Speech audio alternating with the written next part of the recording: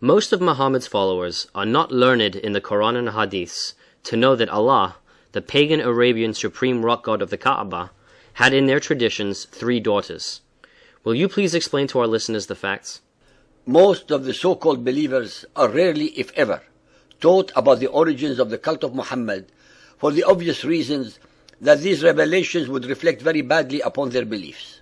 As far as the religious and political leaders of Muhammadan Islam are concerned, in their case, ignorance is bliss. Let us now look at the records that we have available regarding this topic. In pre-Islamic days, called the days of ignorance or al-Jahiliyyah, the religious background of the Arabs was pagan and basically animistic. Through wells, trees, stones, caves, springs, and other natural objects, man thought he could make contact with the deity. At Mecca, Allah was the supreme rock god of the Kaaba and chief of the gods and the special deity of the Quraysh, Muhammad's tribe. He was similar to Jove, the king of Roman gods. Allah had 3 daughters. Al-Uzza, Venus, most revered of all and pleased with human sacrifices, and represented by the symbol of a star. Al-Manat, the goddess of destiny, and Al-Lat, the goddess of vegetable life, and represented by the symbol of the crescent moon. They acted as intercessors between humans and their father, Allah. The Aus and Khazraj tribe of Medina were the most prominent worshippers of Manat, even though their principal shrines lay north and east of Mecca. Al-Lat and Al-Uzza, Wal-Manat were all worshipped by the Quraysh of Mecca, who paid much reverence to Al-Lat and Al-Uzza, most of all to the latter. The Quraysh were the tribe to which Muhammad belonged, and Ibn al-Kalbi states that before Muhammad began to preach his own message, he himself once offered a white sheep to Al-Uzza as a member among her own worshippers. Al-Uzza was the youngest of the 3 daughters of the pre-Islamic Allah, and the patron goddess of Mecca. She is identified with Venus as the morning star, and her name means the mighty one. She resided in a tree similar to the acacia. Such was the paganism in which Muhammad was reared, and which he later came to believe it was his mission to dispel. Al-Uzza, Al-Lat and Manat, the 3 daughters of Allah, had their sanctuaries in the land which later became the cradle of Muhammadan Islam. In a weak moment, the monotheistic Muhammad was tempted to recognize these powerful deities of Mecca and Medina and make a compromise in their favor. But afterwards he retracted the revelation which he blamed upon Satan, and instead said to have received the form now found in Surah An-Najm, the star 53.19-20. Later theologians explained this case according to the principle of nasikh and mansukh, abrogating and abrogated verses, by means of which Allah revokes and alters the announcements of His will. This results in the cancellation of a verse and the substitution of another for it, as in Quran 2.100. Al-Tabari 6.108.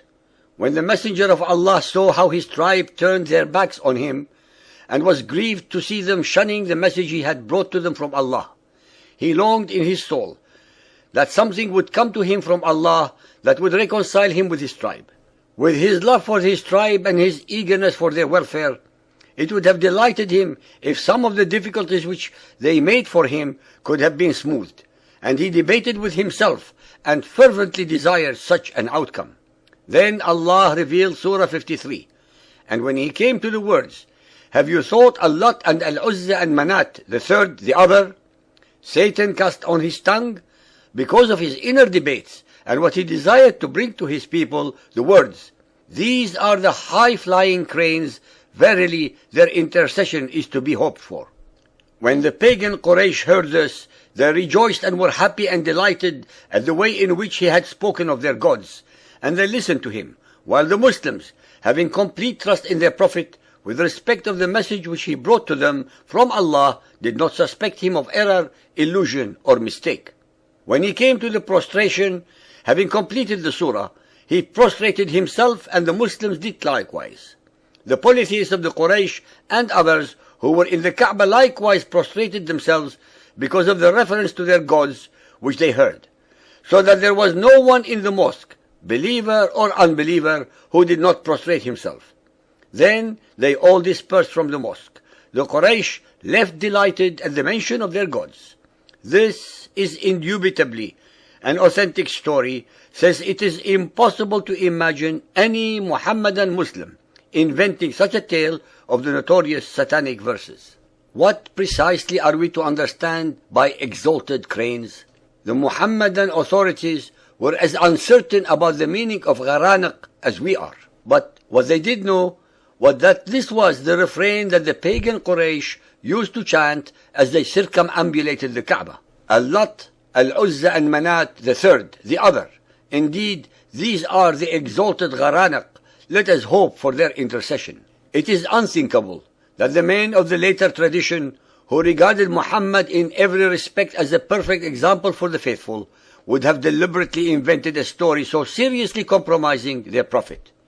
We must therefore assume, as the historical kernel of the tradition, that Surah 53 once embodied a different wording, implying acceptance of the pagan conception of the gods, an implication which Muhammad subsequently felt to be incompatible with belief in the one Allah. The renowned Muhammadan expositor Al-Suyuti, in his Asbab al-Nuzul, page 184, states, Muhammad was in Mecca.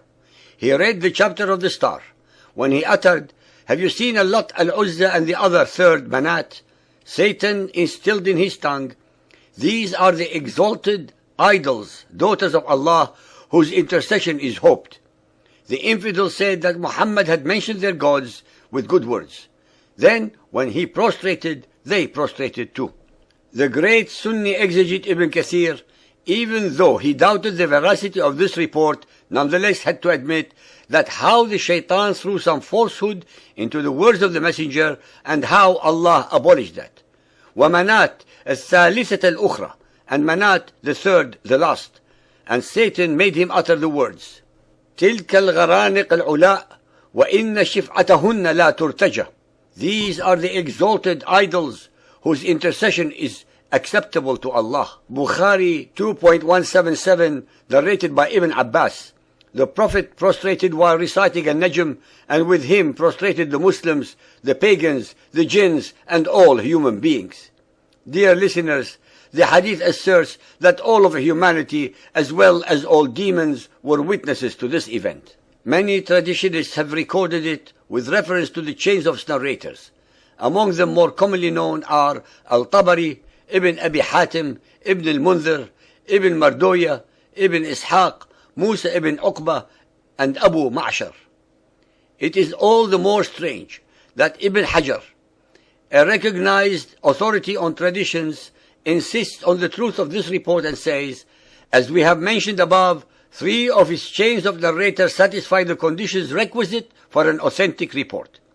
When Muhammad brought a revelation from Allah, cancelling what Satan had cast on the tongue of his prophet, the Quraysh said, Muhammad has repented of what he said concerning the position of your gods with Allah, and has altered it and brought something else.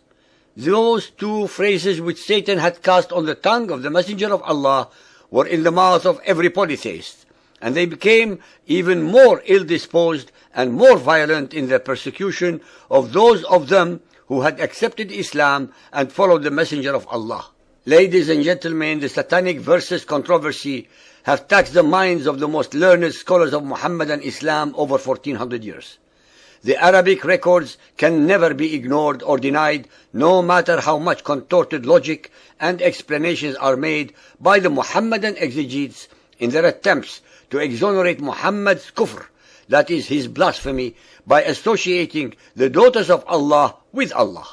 The Muhammadan records prove that in a moment of weakness, Muhammad tried to bring his pagan tribe to his belief system by compromising his monotheism, but then recanting and conveniently blaming the totally innocent Satan for his own failure.